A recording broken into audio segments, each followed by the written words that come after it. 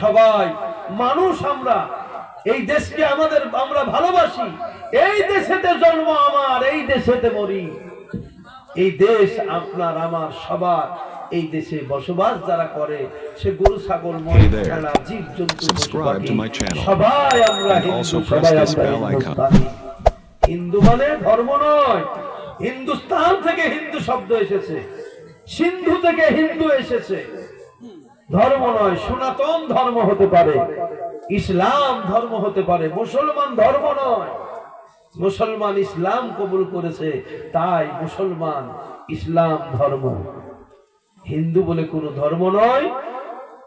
আমরা হিন্দুস্তানি, এই দেশের মানুষ, আমরা সবাই জনগণ। আমরা ধর্ম করব আপন আপন, কারো উপরে জুলুম করব না, অত্যাচার করব না। যে যেখানে আছে আপন আপন বাঁচার হক সবার রয়েছে। আপনার যতটা অধিকার আছে, এই দেশের একটা সাপ বলেন, বিচ্ছু বলেন, সিংহ বলেন, বাঘ বলেন, জীবজন্তু সবার অধিকার আছে, যেহেতু এই দেশেই তার জন্ম হয়েছে।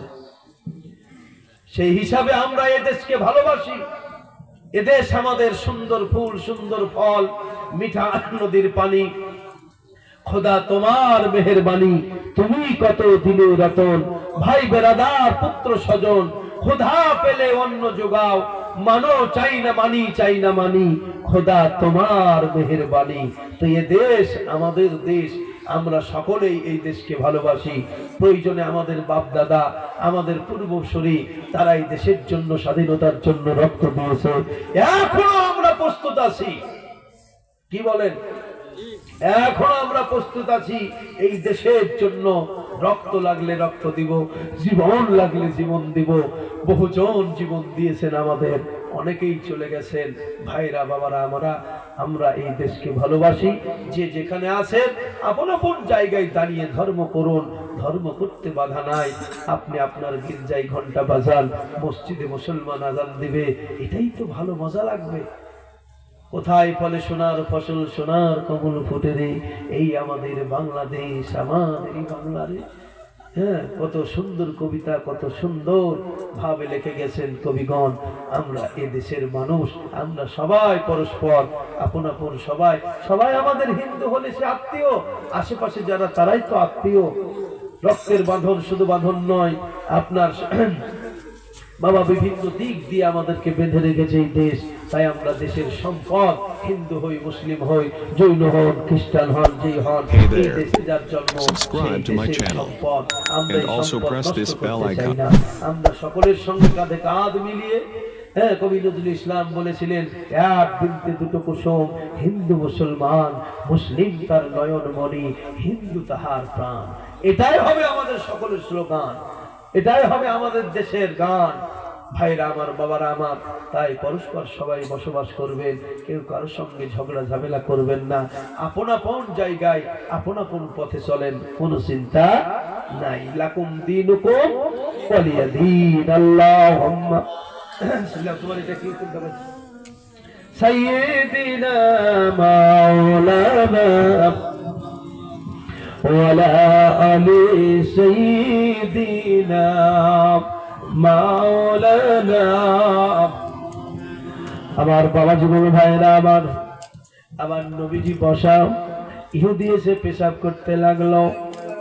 হযরত ওমর রাদিয়াল্লাহু তাআলা আনহু না বুঝে, মনে করুন, তিনি বললেন, হুজুর এত বড় বেয়াদবি, মসজিদে বসে পেশাব করতেছে, সহ্য করা তো যাবে না। আপনি যদি আমাকে হুকুম দেন তাহলে এর গর্দানটা মেরে দিব। আপনার আমার নবী কত সুন্দর নবী, কত আদর্শের নবী, সুন্দর নবী আমার মধুর জবানে বললেন, ওমর মারা যাবে না, বরং পেশাব করছে তাকে পেশাব করতে দেওয়া যাবে, তাকে উঁচু ভাষায় কিছু বলা যাবে না। সে যখন পেশাব করতেছে, ওকে পেশাব করতে বাধা দিও না, দিও না, দিও না। বাবারা, অপরাধীকে ক্ষমা করাটা হলো আপনার আমার নবীর আদর্শ। আল্লাহ পাক কোরআন মাজিদের মধ্যে বললেন, লাকাদ কানা লাকুম ফি রাসূলিল্লাহি উসওয়াতুন হাসানাহ। আমি বিশ্ববাসীর জন্য ওগো আমার নবী আপনার চরিত্রটাকে সুন্দর করে আমি উপহার দান করেছি, উপহার দিয়েছি। আপনার আমার নবীর চরিত্রটাও পালন করাটা মানে হলো ধর্ম পালন করা, নবীর আদর্শ পালন করা মানে হচ্ছে ইসলাম পালন করা। আপনার আমার নবী কত সুন্দর ধর্ম দিলেন, কত সুন্দর আদর্শ দিলেন। দয়াল নবী বললেন, ওমর মারা হবে না, কিছু বলাও যাবে না। পেশাব যখন করতে শুরু করেছে তাকে পেশাব করতে দাও, পেশাব করতে দাও।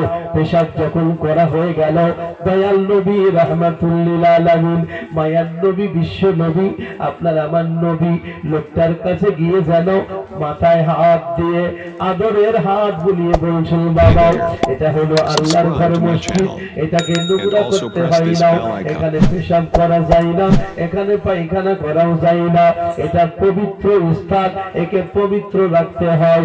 এটা তো শুধুমাত্র কেবলমাত্র আল্লাহকে সিজদা করার জন্য, আল্লাহর বান্দারা এখানে আসবে তার জন্য এটাকে পবিত্র করে রাখতে হয়। এটা ঘর আল্লাহর ইবাদত করার জন্য। আজকে তুমি যে ভুল করেছো তোমাকে ক্ষমা করে দিলাম, তুমি চলে যাও। এটার নাম হলো ইসলাম। অপরাধীকে ক্ষমা যে করতে পারে না সে ইসলাম পালন করলো না। আর যে ক্ষমা করতে পারে আমার নবী শিখিয়ে দিয়েছেন সে ইসলাম পালন করে। ভাইরা আমার, বাবারা আমার, এই কথা বলতে বলতে আরো কথা বেরিয়ে আসে। ইসলাম কত সুন্দর ধর্ম।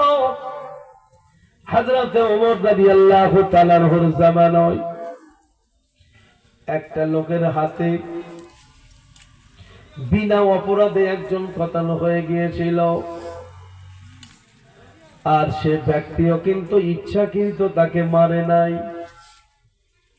শিকারীকে লক্ষ্য করে তীর মারতে গিয়ে শিকারীকে না লেগে লোকটাকে লেগে গিয়েছিল। মদিনার বাসিন্দা ছিল। ঘটনাস্থলে আপনার সে মারা যায়। হযরত ওমর রাদিয়াল্লাহু তাআলা আনহু বিচারক, খিলাফাতুল মুসলিমিন, বিচার শুরু হয়ে গেল। Hey there. Subscribe to my channel ফয়সালা হলো and also কতলের press this বিনিময়ে bell কতল icon. হতে হবে। আসামি বলল, হুজুর আমার বাড়ি হচ্ছে গ্রাম্য এলাকায়, আমি মদিনা শহরের বাসিন্দা নই। আমার এখন ফাঁসি হয়ে যাবে বা কতল হতে হবে। আমার পরিবার